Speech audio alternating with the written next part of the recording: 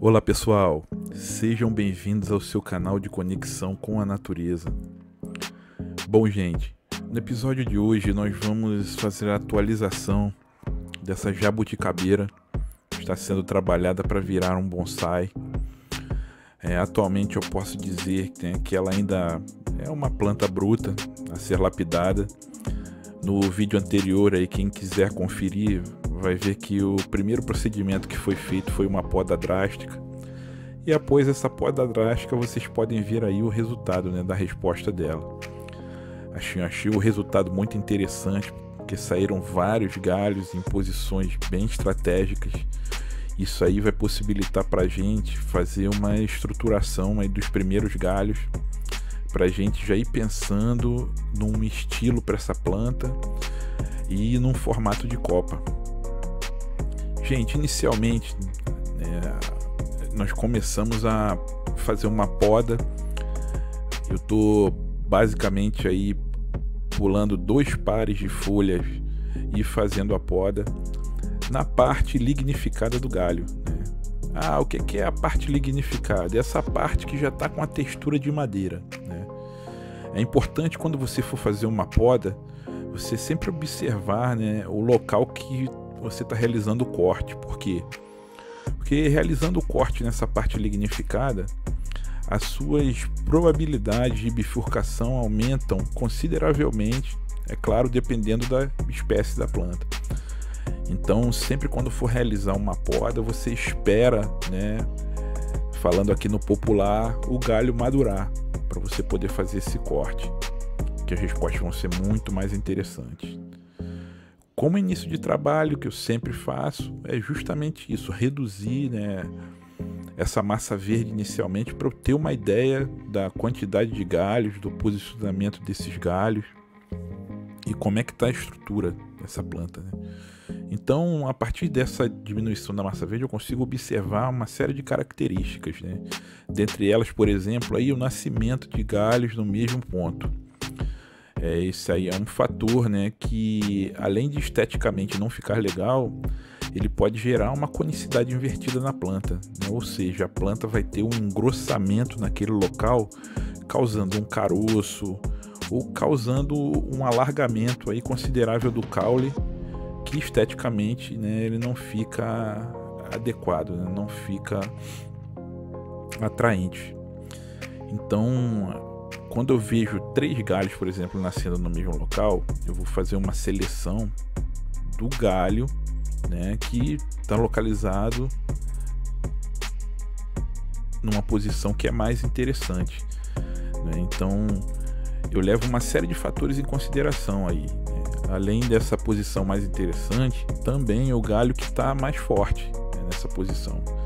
Por exemplo, aí, eu estou vendo um galho que está mais fininho, mais fraquinho, e vejo um outro galho que já está mais forte, e eles estão saindo da mesma posição. Então, nesse caso, eu retiro o galho que está mais fraquinho, E aí você já começa a ter uma visão um pouco mais clara em relação à estruturação dessa futura copa. Outra observação são galhos que nascem um embaixo do outro. Então, praticamente mudando apenas de nível. Então, esses galhos aí eles também vão passar por uma seleção. Então, quando você olhar para o seu projeto, você olha sempre analisando e imaginando quais vão ser as respostas que a planta pode te dar no futuro. Então, por aí, tô vendo um galho embaixo do outro. Olha, estão embaixo do outro exatamente, na mesma posição, diferindo só em relação ao nível aí. O que eu faço nesse caso? Então eu vou para aquela famosa pergunta, qual é o galho mais interessante para o meu projeto? para o futuro, o que pode acontecer aí? Pode ter uma bifurcação. Se tiver uma bifurcação nesse galho da parte inferior, ele vai bater no galho que está ao lado ali. Então, vou ter menos espaço para ele se desenvolver. O galho superior não, já vai ter mais espaço. Então, eu vou sempre projetando o que pode acontecer para o futuro para poder tomar as minhas decisões, né? Claro, gente, a gente está lidando com vida, tudo pode mudar, né, a todo tempo, assim, mas a gente tenta fazer as previsões que são possíveis, né, na verdade. Então, eu continuo analisando, né, vendo aí os galhos, partindo daquela explicação que eu passei para vocês, né, estão saindo da mesma posição ou um abaixo do outro. E aí vou tomando as minhas decisões baseado nesse critério, né? Então, sempre olhando, olha, 2 galhos no mesmo lugar, qual é o galho que está mais forte, qual é o galho que está melhor posicionado. Pode acontecer também de eu retirar o galho que está mais forte e deixar um galho que está mais fraquinho, né? Nesse caso aí, eu estou vendo que tem um galho um pouco mais fraco no ápice, né? Mas ele não tem nenhum galho concorrendo com ele, então ele futuramente, né, provavelmente ele vai ser a continuidade da nossa planta, né? Ele vai ser o nosso ápice, esse galinho fininho que está na posição superior. Então aí vocês estão vendo, ó, novamente, né, um galho acima do outro, e eu já faço aquela famosa projeção. Vou ter espaço, qual o galho aí que eu posso retirar que eu vou ter um espaço melhor para o desenvolvimento? Olha, nesse caso eu já vejo que tem um galho já bifurcado. Isso aí já é uma vantagem em cima do outro, né? Eles estão praticamente com a mesma grossura, com a mesma força, localizados praticamente no mesmo lugar, porém um dos galhos ele está com a bifurcação já pronta e o outro galho não, ainda precisa se desenvolver. Então, a decisão, né, que eu vou tomar nesse caso é retirar o galho que está sem a bifurcação para aproveitar essa bifurcação já pronta. Só para vocês terem aí mais uma ideia em relação a essas decisões, né? Esse é o exemplo de uma jabuticabeira, né, gente? Assim, eu aconselho sempre a todo mundo a trabalhar com o máximo de espécies, né, possíveis, porque você vai aprendendo, né, em relação a cada uma das espécies e vai tendo condições de fazer, né, essa previsão, né, do que pode acontecer, né, em relação às respostas da planta, com um pouco mais de precisão, quando você passa a conhecer a espécie de uma maneira um pouco mais aprofundada. Eu considero assim a jabuticabeira uma ótima espécie para você iniciar, que além de ser uma espécie nativa, né, é uma espécie que ela responde muito bem às podas, né, sejam elas essa poda de seleção ou uma poda mais drástica. Ela é uma espécie bem resistente, né? E desde que bem cuidado, é claro, né? A gente não pode esquecer disso, que a planta é um ser vivo e ela pode morrer a qualquer momento, né? Bom, aí eu já parto para uma segundo galho aí dessa bifurcação que eu tenho na planta, essa bifurcação de tronco, e fazendo aquele mesmo processo, né, de retirar a massa verde para poder entender o que está acontecendo e depois tomar as minhas decisões baseadas naqueles critérios que eu passei para vocês. Cuidar de bonsai é muito interessante, né, que nesse momento aí o foco está todo na planta, né, então você começa a trabalhar a sua concentração, começa a trabalhar a atenção nos detalhes, né? Com o tempo, toda a realização desses procedimentos ela passa a acontecer de uma maneira mais natural possível, né? Porque você já vai ter os conhecimentos um pouco mais consolidados. Então, outro ponto que é fundamental para quem está iniciando aí na arte do bonsai é praticar. Então, assim, colocar a mão na massa é muito importante, assim. Isso quer dizer que a teoria é menos importante? Não, de forma alguma. Assim, a teoria vai formar, né, uma base aí de conhecimento que ela vai sustentar, né, a aplicação da tua prática. Então é muito importante a gente estudar também, assistir a vídeos, né, conversar com amigos mais experientes, ou seja, todas as formas possíveis de trocar informação são válidas. Aí eu descobri mais 2 brotinhos ladrões que surgiram na base da planta. Esses brotinhos eles são muito interessantes, que a primeiro momento a gente tende logo a querer retirá-los, né? Mas alguns brotos que nascem na base, eles podem ser aproveitados para poder serem futuras raízes, né? De formar um nebário na planta. Eu tenho uns posts, principalmente no Instagram, falando sobre isso, né? Sobre a mergulhia, que é justamente você mergulhar parte desse galho no substrato e deixar a outra parte crescer livre, né? Então essa parte que foi mergulhada no substrato, ela tende a enraizar e ela acaba de repente criando uma raiz nova na sua planta, né? Dependendo do projeto. Vocês podem ter mais detalhes sobre isso lá no Instagram ou no Facebook, gente. Então assim, semanalmente eu estou postando várias vezes, é muito interessante, está bem legal a interação por lá, então quem puder dá essa força lá e segue no Instagram, que vocês não vão se arrepender. Outro ponto muito interessante quando a gente está realizando um procedimento na planta é sempre ter ideia de qual é a frente dela. Para isso a gente tem que ter uma ideia da base da planta, né?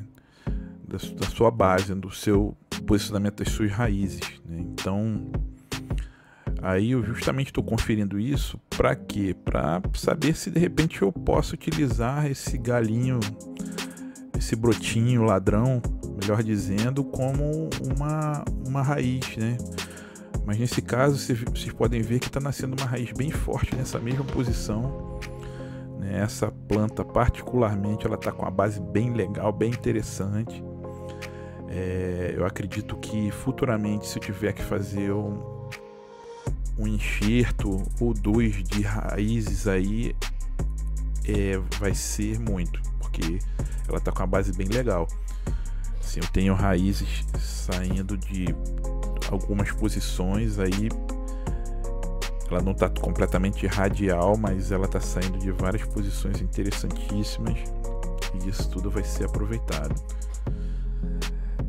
Essa planta está me dando muito orgulho, assim, porque foi um achado, né? Eu estava andando no mercado próximo aqui à minha casa, no mercado de flores, né? Um mercado que tem um garden assim bem grande, e eu vi essa planta, ela me chamou a atenção na mesma hora, né? Então é outro detalhe, né? Você quando passa a cuidar de plantas, né? A cultivar o bonsai, você começa a ver planta em tudo quanto é lugar, né? Então as plantas elas te chamam a atenção de uma maneira que você nem poderia imaginar, assim.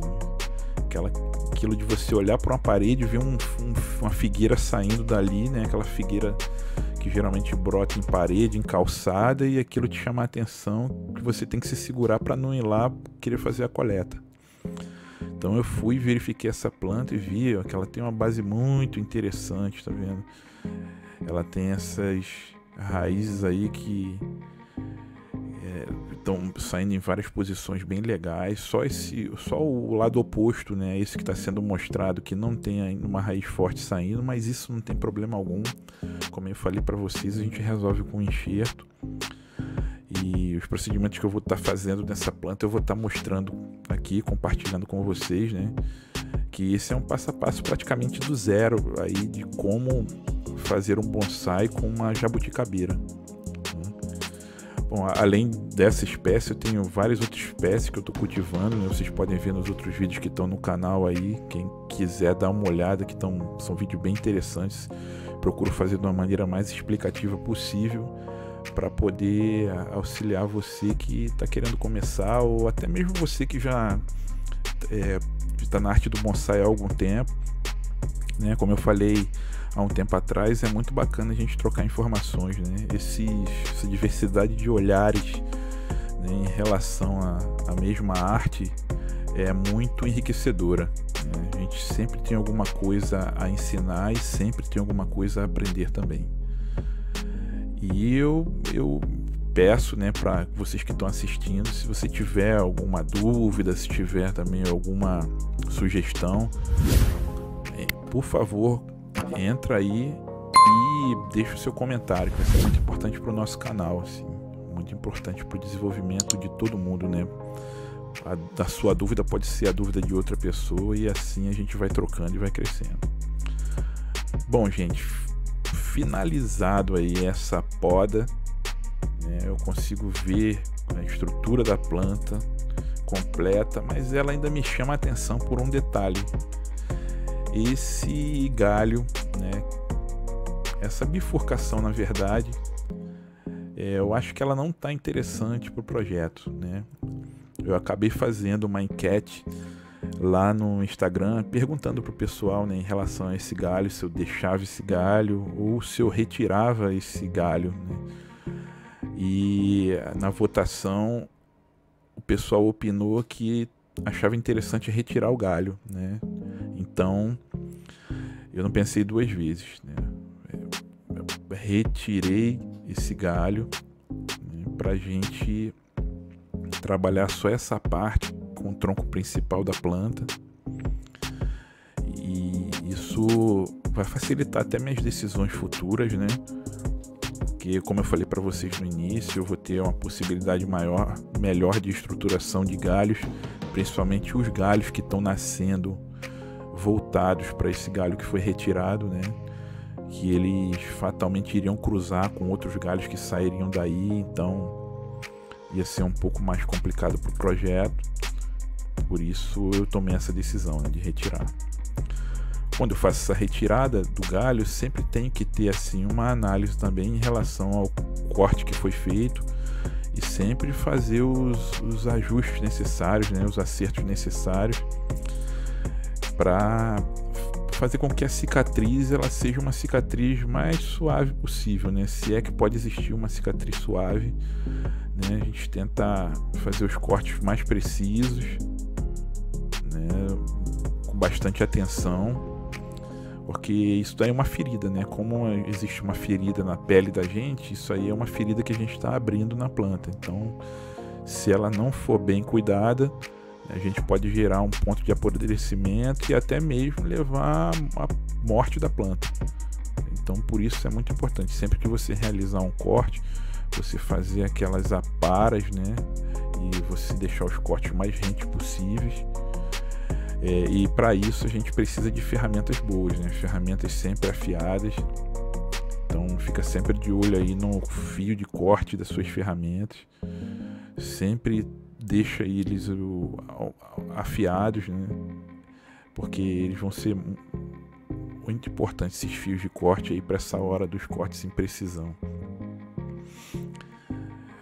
Quando a gente efetua o corte, outra dica é bem bacana a gente olhar esse corte de outros ângulos, né? Então, se a gente fixar somente num ângulo, é arriscado a gente não fazer um corte muito mais reto, né? Não fazer um corte com um design bem agradável para a planta. Então a gente faz o corte, né? Acerta esse corte, sempre gira a planta e vê ele em outras posições, né? Para quê?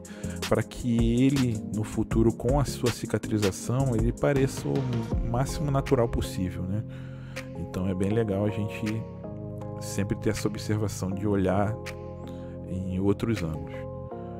Outro ponto fundamental aí que eu já venho falando nos outros vídeos, né, é passar uma pasta cicatrizante, colocar sempre um selante no local dessa ferida, né, para ela não ficar aberta, para não ter a possibilidade de criar fungo, da água bater e ficar aí e gerar um apodrecimento, gerar algum outro problema para a saúde da planta, tá? Então sempre fiquem de olho aí nessa dica de passar pasta selante cicatrizante. Eu não sei fazer. Dá uma olhada lá no Instagram que eu estou ensinando a fazer, assim, tem essa receitinha aí, que é uma receitinha muito eficiente, é uma receitinha muito bacana, assim, com materiais que eles não são agressivos aí às nossas plantas. Bom, gente, então segundo passo dessa planta tá aí para vocês, né? Vocês estão vendo que ela já está com uma carinha bem diferente aí do final do primeiro vídeo, né? Ela já está ganhando um formatinho muito interessante, já está me chamando bastante atenção, né? Que isso aí vai ser uma planta de bastante futuro. Bom, galera, se vocês gostaram, por favor, curte aí, se inscreva no canal e um forte abraço. Até o próximo vídeo.